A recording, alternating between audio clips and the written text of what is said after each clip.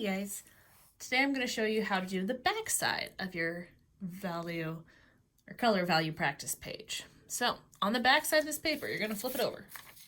The back side is blank because I want you to draw this bit instead of me drawing it. So you're going to need your pencil. And we are going to practice coloring a sphere, so a circle, nice sphere, with color to really make it look like it has that depth to it. So you need to start off with a circle. So draw a circle on your paper. About that big is fine, so you can see compared to the rest of the paper. Doesn't need to be huge, but we need big enough to practice.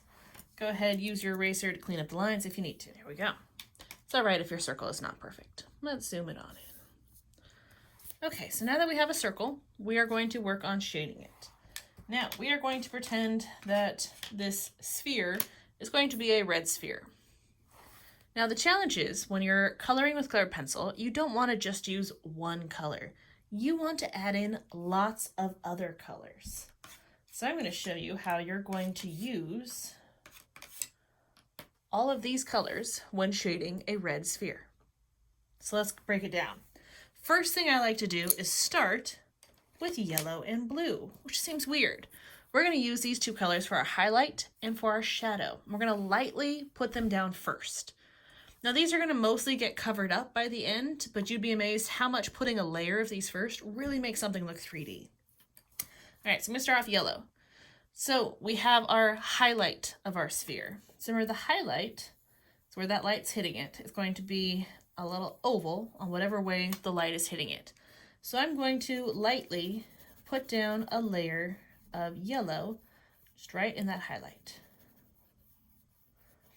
Now, this is a light layer. I'm not pressing hard. We're thinking light to maybe medium value of how hard we press, not darker than that. Nice and light. Then in the shadow side, I'm going to take a blue. Now this is going to be a deeper blue, not a light blue. We don't want to use these. We want a nice deep blue. And we're going to do that dark shadow. So that crescent on that opposite side of where the light's hitting it, let's put in a light value bit of blue. Again, nice and light. You're not pressing hard because we don't want it to look like it has a blue stripe.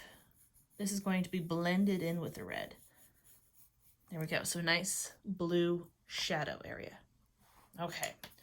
Now that we have our highlight and our shadow, now we're going to come in with our base color. So whatever color your actual object is. This time we're making a red ball. So I'm going to come with my red, and I'm going to do medium pressure over the entire thing.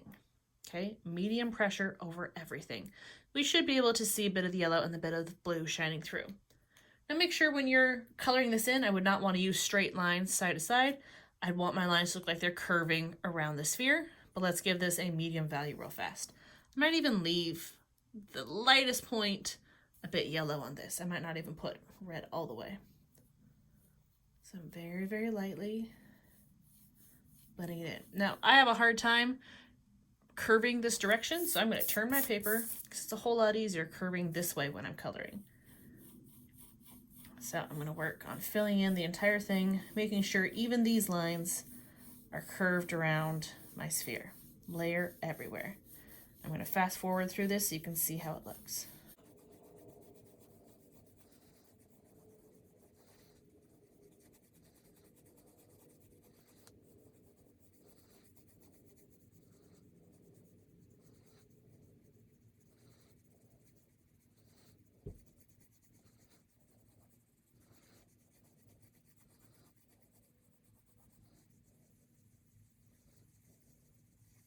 All right, so you can see I have kind of a light to medium value of red everywhere. And I'm just going to keep it upside down to make it easier. Now, you can see I left the innermost circle or oval of that yellow part yellow. We'll fill that in last, but I did go over all of the blue, so it already made it start to look purpley. That's a great start. Now, what I like to do is I like to think about transitions from the blue to the red and from the yellow to red. So I know blue to red is a bit of purple. Now this is making a nice purple for me, but I know that yellow to red, that makes orange. So I'm not seeing much of orange in here. So I'm actually going to use some orange from the box to help me with my transition here. My transition down here, I'll be able to do on my own. So let's start with the dark here. So on the dark side, we know if this is the darkest, I'm probably going to want it shaded the darkest as well. So I'm going to work on putting a darker layer of red over my dark section and then blending it out to kind of the medium value of red to get to about here. Okay, so I'm going to go dark to the medium. Now, even now, I say dark, but I am not pressing as hard as I possibly can. We want to save the hardest press for the very end.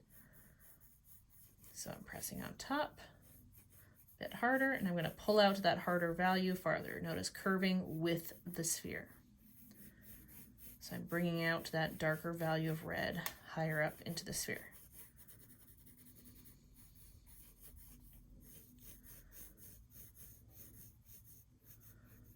Make sure I get all the way to my edges.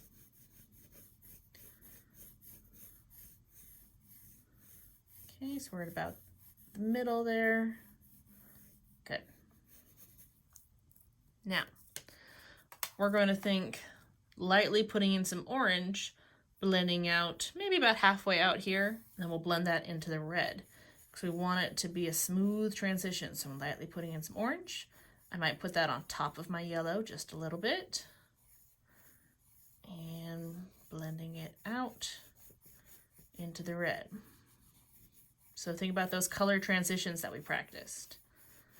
Blending from one color to the next.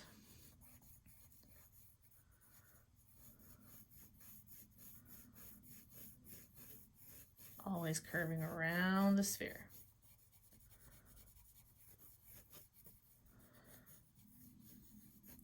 Now remember when we had our yellow transitions, the yellow doesn't like to transition very well. So I'm gonna have to put in a little bit more yellow, kind of blending out into that orange. So I'm going kind of medium to light value of the yellow, helping to make that a smoother transition. There we go. That helped. Now, I can finish up with my medium value of red there into the orange. Notice I still have not pressed hard anywhere. We wait to press hard till the very end. Good. Now I'm seeing a pretty harsh line here. So my blue into that red didn't give me very good transition. So we know blue and red mixed is purple. So I'm going to pull out my purple and I'm going to help that transition. So I'll go on top of the blue area first and I'll blend that out using the purple into the red, helping for that smoother transition.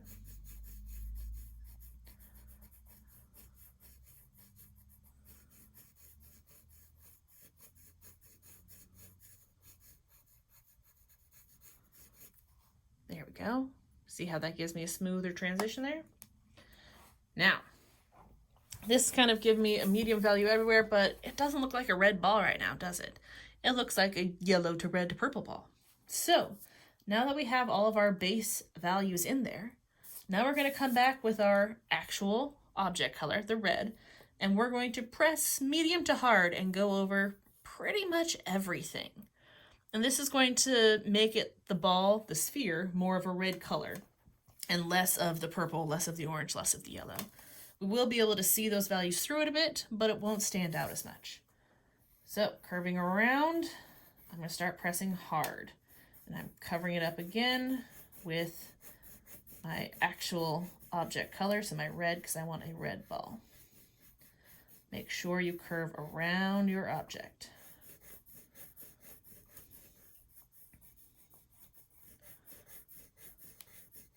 So we can see already, yes, it covered up a lot of the blue and purple, but it just looks darker. It looks more natural, which is exactly what we're looking for. Okay, coming out with it. Make sure you get all the way to your edges, always curving with it. Always curve, curve, curve. And again, we're going medium to hard pressure right now. We want it to be pretty hard because we want to make sure it's a red ball. Now we're coming all the way to that innermost yellow area for that highlight. Now at this point, I'm going to cover up that yellow with a very light layer of red, getting smaller and smaller and smaller. So we're filling it in kind of with that light value. So we no longer see any harsh yellow. Okay, we're looking pretty good. Before I put in my last layer of pressing hard everywhere, I like to double check my values. Is it dark enough on the dark side? Is it light enough on the light side? I think I might come back with just a little bit more. I'll go purple just on that farthest edge, pressing kind of hard, just to really make it stand out as the dark. And I'll blend that out just a little bit. And I'm liking my light side. I think that's looking good. So now, one last time through, and I'm pressing hard. I'm pressing hard everywhere. Like, you see the difference between that to that? This is where that hard value, making it nice and bold and dark, is going to make your ball really pop. Make sure you're curving around with your object. Turn your paper when you need it. Covering up that last little purple line I did. Turning my paper. Pressing hard. Again, look at that extreme difference. You want to wait to press hard to the very end because you can't really layer colors when they're pressed hard. You can only layer them when they're light and medium pressure. So we save this for the very end.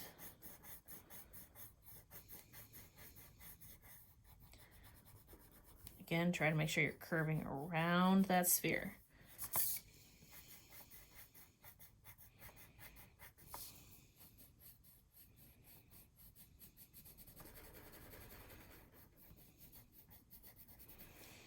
Make sure you're filling everything in. Nice and solid value.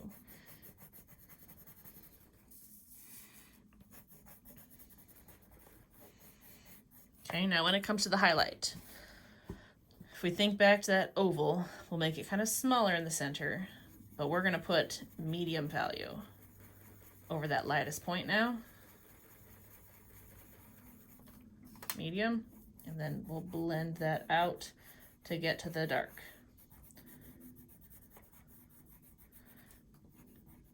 Because as always, we don't have a yellow spot on the ball.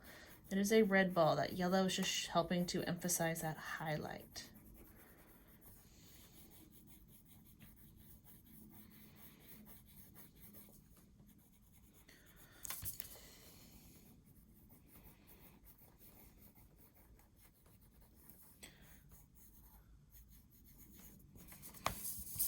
Flip it back to the original way. You see now how that gave us a nice sphere. It looks like a red ball, but it looks like a red ball that shows the light, the medium to the dark. Even though we had to use all of these other colors, we still made a nice red ball. So that is what I want you to practice on the back side of your paper. Practice making a red ball using the yellow for the highlight, the blue for the shadow, and then the other colors in between to help blend it out.